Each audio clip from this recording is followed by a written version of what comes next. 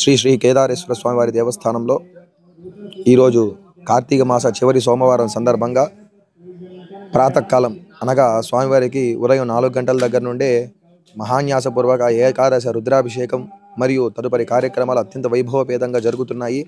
అంతేకాకుండా ఈరోజు కార్తీక మాస చివరి సోమవారమే కాకుండా త్రయోదశి మహాప్రదోషకాల సమయం సందర్భంగా ఈరోజు సాయంత్రం 4 గంటలకు నందీశ్వర సహిత శ్రీ కేదారేశ్వర స్వామివార్లకి పంచామృతపూర్వక పంచవర్ణపూర్వక సంభవిత విశేష ద్రవ్యాలతో మహాన్యాసపూర్వక ఏకాదశ రుద్రాభిషేకం జరుగుతుంది.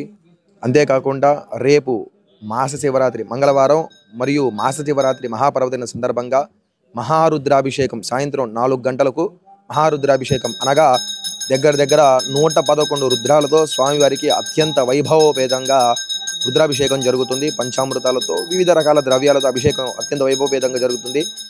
అంతేకాకుండా తదుపరి స్వామివారికి లక్ష విలువార్చన కార్యక్రమం కూడా అత్యంత వైభవపేతంగా జరుగుతుంది.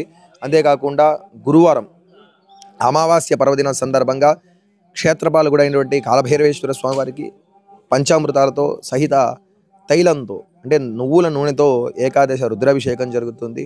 కావున భక్త మహాశయులందరూ విచ్చేసి దేవస్థానంలో ఎందుకంటే ఎక్కడా లేని విధంగా స్వామివారికి ఒక చెమ్ముడు నీళ్లు పోసుకునే అదృష్ట భాగ్యాన్ని కలిగించే దేవాలయంగా ప్రతి ఒక్కరూ స్వామివారిని దర్శించుకొని స్వామివారి దివ్య ప్రసాదాలు స్వీకరించి స్వామివారి కృపకు పాత్రులు కావాల్సిందిగా కోరుచున్నాము.